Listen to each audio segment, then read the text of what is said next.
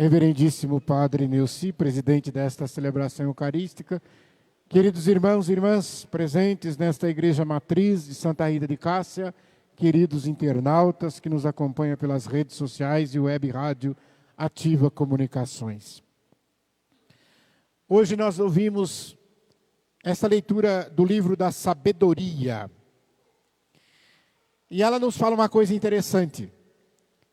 Ela diz assim: se nós não conseguimos entender as coisas terrenas, como é que nós queremos compreender as coisas do céu, as coisas celestiais?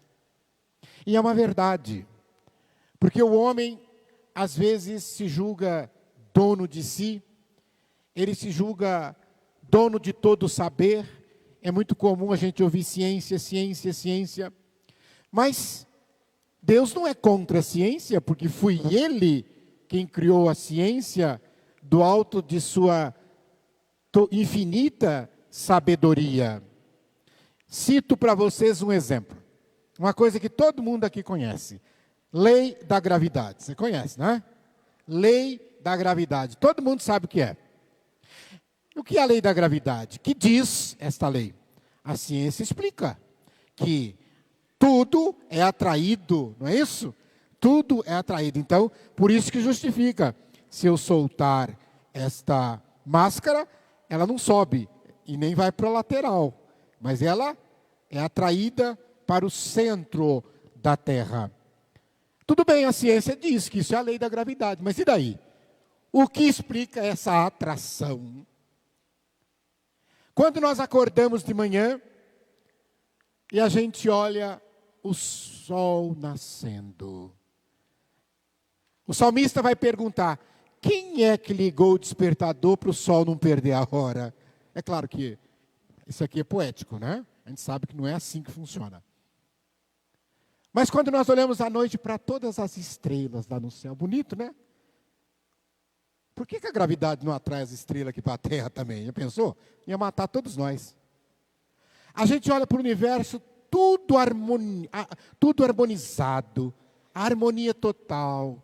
Você acordou hoje de manhã sem se preocupar, mas o oxigênio estava aí para você respirar. O ar, a claridade, os pássaros estão cantando. Quem que faz essa harmonia? A ciência diz saber tudo, e esta mesma ciência, essa semana, descobriu um outro planeta. E dizem que é não sei quantas vezes maior do que o maior dos planetas que nós conhecemos. Acho que é Júpiter, né? Não sei quantas vezes maior. Então, aqui nesta leitura está nos ensinar. Olha só, o Espírito Santo que nos é enviado, que penetra no íntimo do nosso ser, é que mostra os caminhos que agrada a Deus. E é como esse Deus que é Pai, quando uma criança pequenininha pega na mão do pai ou na mão da mãe, ela não sabe às vezes nem para onde está indo, mas ela vai por aquele caminho, porque ela sabe que é o caminho que o Pai está levando. Então, se nós também deixarmos nos conduzir pelo Espírito Santo enviado do Pai, nós não precisamos nos preocupar com o caminho, porque o caminho que estamos seguindo é o caminho do Pai. E olha que às vezes o pai e a mãe pegam na mãozinha da criança e leva lá na UBS para tomar injeção, leva para as coisas assim que dói também, né? Mas a criança vai. Que nós também possamos nos entregar à confiança em Deus, para seguirmos os seus caminhos e não os nossos caminhos. Quando chegamos na segunda leitura, nós vemos, primeiro, uma intercessão que o apóstolo Paulo, já ancião, já aqui preso, estando preso, e ele vai dizer, preso por causa do Evangelho. E é bom a gente parar para pensar isso, né? Porque a gente fica assim, lá no Antigo Testamento, lá na época de Jesus, Novo Testamento no começo, era complicado, né? Esse povo era preso por causa do Evangelho. Mas ainda hoje tem gente presa por causa do Evangelho. Nós temos muitos irmãos protestantes, pastores, muitos irmãos católicos, padres. Nós não podemos fechar os nossos olhos ao redor do mundo de quantos estão presos, perseguidos por causa do Evangelho. Nós vimos agora recentemente, na Nicarágua, até o bispo. E nós vimos uma cena que me marcou bastante, aquelas irmãs da caridade de Santa Teresa de Calcutá. O que essas mulheres fazem de mal para alguém? Essas mulheres cuidando das crianças abandonadas, cuidando dos velhinhos dos asilos, elas foram colocadas para fora, sem absolutamente nada, uma atrás da outra. Atravessa a fronteira e aqui você não fica. Perseguidos por causa do Evangelho. Mas mesmo perseguido, mesmo idoso, Paulo intercede em favor de Onésimo. Onésimo era um escravo que estava preso. E ali na cadeia, Paulo evangeliza Onésimo. E ele converte. Ele aceita Jesus Cristo. E aí Paulo, quando percebe que Onésimo então vai ser libertado, vai ganhar a liberdade, ele escreve uma carta para o patrão, chamado Filemon, e ele escreve esta carta, intercedendo, dizendo assim: não o receba mais como um escravo, mas receba como se fosse o meu coração, porque agora ele aceitou Jesus. Olha que coisa bonita, o apóstolo do alto da sua idade avançada, preso, sem perspectiva de liberdade, sabendo que a morte se aproximava, mas continua firme, evangelizando, e até dentro da cadeia, convertendo os corações. E aqui também eu lembro uma coisa importante para nós. As cartas de recomendação, porque na verdade aqui Paulo está fazendo uma carta de recomendação. E as nossas comunidades precisam aprender isto, a fazer cartas de recomendação. Eu digo assim, não é fazer uma carta de recomendação, precisa escrever, né? Ou você manda uma mensagem, você telefona, pronto, acabou. Mas vocês já pararam para pensar, e eu estou falando da nossa igreja, quando alguém muda de cidade, por exemplo, ou muda de bairro, vamos pegar de cidade, a pessoa mora lá em Barretos, então a família muda aqui para Batatais, vem morar aqui no Jardim Simara. E aí eles chegam, vêm frequentar a igreja Santa Rita. Eles chegam aqui na igreja Santa Rita. Ela era ministra extraordinária da Sagrada Comunhão. Ele era catequista lá. As crianças eram coroinha. Mas o padre Neuci não sabe de nada. Quer dizer, alguém de lá precisaria ligar aqui e avisar na paróquia, ligar para o Bruno, ligar para o padre Neuci e falar: olha, está indo uma família, é aqui de Barretos, é uma família muito católica, é uma família que a mulher é ministra extraordinária da Sagrada Comunhão, o marido é catequista, os filhos são coroinhas, são acólitos. Então, padre Neuci, o senhor receba bem, porque eles vão ajudar muito o senhor aí. E aí, no primeiro dia que eles vêm aqui na missa, o padre Neuci chama aqui na frente e fala: vamos acolher essa família, etc. E tal. Mas nós não fazemos isso. Porque o outro não sabe, o outro não avisou. E às vezes a gente recebe até mal, né? A pessoa chega aqui e diz assim: lá onde eu estava era ministro da Eucaristia. Aí a outra já entorta o nariz e fala: mas lá, porque aqui não vai ser não. É assim que a gente faz. Ou então a gente manda, não é carta de recomendação, né? É do contrário. Né? A gente liga lá para onde a outra pessoa mudou. Olha, está indo uma jararaca aí, cuidado, viu? A gente faz o contrário. Cuidado com ela. Então, Paulo nos dá essa lição de fazer boas recomendações. Depois, ao chegar no Evangelho, nós assustamos. Mas, meu Deus, quem vai ser discípulo de Jesus? Ninguém, porque pelo que Jesus coloca nesse Evangelho de hoje, é impossível. Mas aí nós precisamos entender o que Jesus está querendo dizer. Primeira coisa, quando Jesus diz, presta atenção aqui, amar mais. Eu preciso entender que em outra passagem do Evangelho se usa a expressão odiar menos. E eu já expliquei isso aqui, é porque o aramaico, língua da época de Jesus, o hebraico antes, são línguas chamadas pobres. Ou seja, são poucas palavras. Então, às vezes, eles usam uma palavra para diversas coisas. Então, na verdade, odiar menos significa, olha só, amar mais. odiar mais significa amar menos, talvez. Entendamos assim. E quando Jesus coloca no contexto do evangelho de hoje, que quem colocar a sua mãe, o seu pai, o seu filho, a sua esposa, na frente dele, não serve para ser discípulo dele. Então, se você tem em primeiro lugar na tua vida o teu marido, você não serve para ser discípulo de Jesus. Se você coloca os teus filhos em primeiro lugar, você não serve para ser discípulo de Jesus. Ah, mas são palavras duras. Dura coisa nenhuma. Se a minha mulher falar para mim que eu estou em primeiro lugar e Deus em segundo, eu vou ficar preocupado. Porque ela vai me trocar, ela vai me trair, ela pode arrumar outro. Agora, o pai que fala que coloca os filhos em primeiro lugar e Deus em segundo, primeiro aperto dele é abandona os filhos, não paga pensão, não está nem aí com os filhos. Agora, aquele que diz que coloca Deus em primeiro lugar, esse não vai trair a esposa. Eu fico feliz, a minha esposa falar, Deus está em primeiro lugar e você está em segundo. Louvado seja Deus. Porque quem coloca Deus em primeiro lugar, não trai o casamento, não abandona filho, sustenta, educa na fé. Então é isso que Jesus está querendo dizer. Quando eu coloco Jesus em primeiro lugar na minha vida, tudo mais vai ser de acordo com a vontade de Deus. Não preciso preocupar. Então, quando Jesus fala isso aqui, eu preciso justamente entender desta forma. O Mestre Jesus está querendo nos ensinar. E ele diz da prudência de fazer os cálculos, ele até faz a comparação da parábola daquele que vai construir uma torre. Mas eu preciso pensar nas consequências de abraçar a cruz.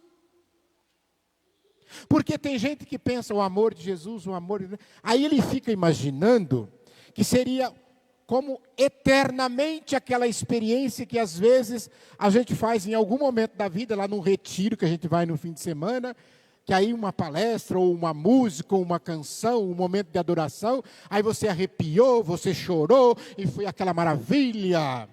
E você acha que vai ser eternamente aquilo ali. E não é assim. Eu lembro, só para vocês entenderem melhor, imaginem vocês, aquele casalzinho de namorado, que está tudo apaixonado, um olha para o outro, sorri, abraça aquela alegria, mas é tudo uma maravilha, não tem problema nenhum, que bom. Eles têm que sentar e pensar que a hora que casar, vai ter IPTU, vai ter água, vai ter CPFL, vai ter aluguel, vai ter supermercado, vai ter padaria, vai ter remédio, vai ter doença, vai ter que tocar fralda, vai ter um monte de problemas. E aí vai ter que ficar junto. E se amar. Santa Teresa de Calcutá diz, se não doer, não é amor. Porque o amor faz sofrer.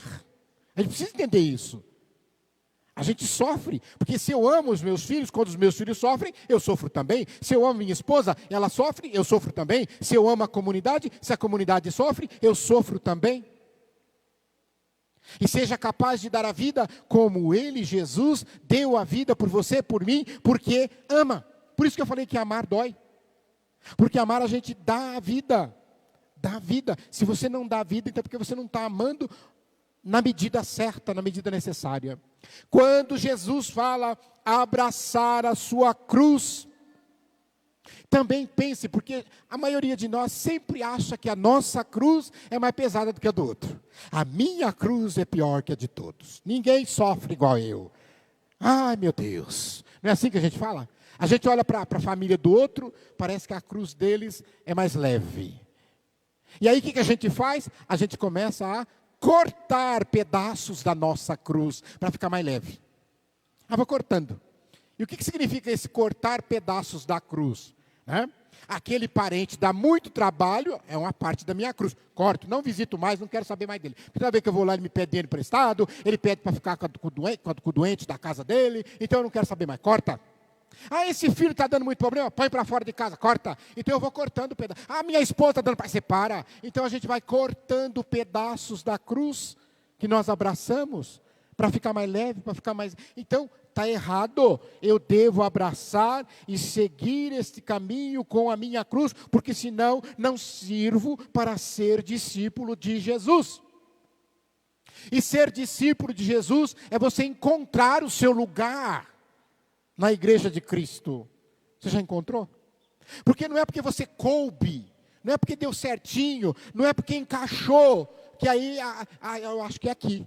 Às vezes não, por isso que não dá certo. Eu faço uma comparação. Pegue, por exemplo, um gomo de mexerica. E você pega uma cabeça de alho. Não vai fazer remédio, não. Você arranca um dente de alho e coloca o gomo da mexerica no lugar. Encaixou direitinho. Aí o gomo da mexerica vai dizer, aqui é meu lugar. Agora eu me sinto alho. Não, está errado. Você encaixou, mas não é, teu lugar não é aí. É outro exemplo que eu sempre lembro, né? Eu escutei do Padre Delta, ele falava assim, é que nem banana. Se você é uma banana nanica, não adianta você querer, eu sou banana, eu vou entrar no cacho da banana maçã, eu vou entrar no cacho da banana prata, não vai dar certo. Você precisa entrar no cacho da banana nanica. Então, se você abraça a tua cruz, você precisa entender que você é discípulo, é discípula de Jesus Cristo. E que Ele está aqui no Evangelho falando que não é fácil. Para que você não desista no meio do caminho. Para que você não abandone. A Igreja Católica Apostólica Romana há 2000 anos diz isso. E se alguém falar o contrário é mentiroso. A Igreja Católica nunca pregou facilidades. Ela nunca pregou que você não vai sofrer, que você não vai ter doença, que você não vai morrer. Nunca. Porque nós somos humanos, a nossa carne é corruptível, então nós vamos sofrer se abraçarmos esta cruz como devemos abraçar. Ficarmos ligados a Jesus, porque se a gente não quiser ficar ligado na igreja a Jesus, vai ser como um galho que é cortado da árvore, a árvore permanece, mas o galho seca e morre. Então aquele que se afasta da igreja de Jesus Cristo, a tendência é morrer na fé.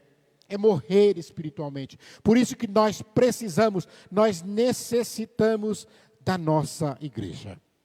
E eu encerro esta reflexão, lembrando, como o padre falou no início da missa, nós estamos no mês da Bíblia.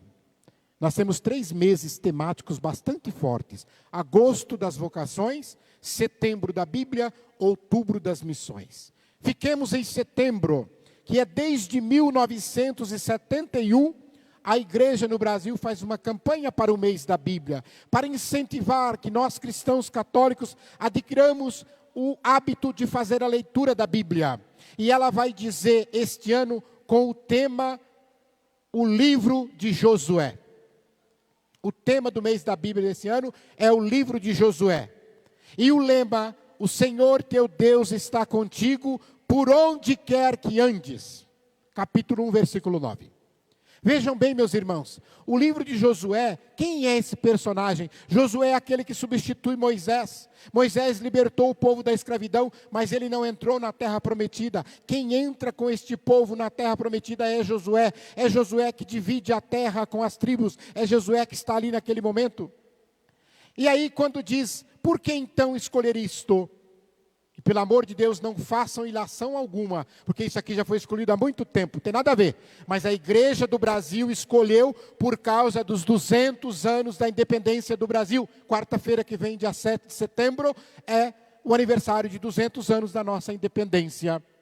E a igreja então diz, para que nós aprendamos a refletir na Bíblia, assim como o povo de Deus com Josué, que durante essa história da nossa terra Brasil, alimentar a esperança e perceber que nesta trajetória do povo brasileiro, a presença de Deus sempre foi constante.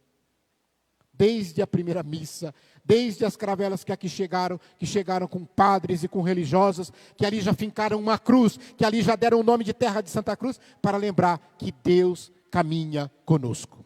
Louvado seja nosso Senhor Jesus Cristo. Seja louvado.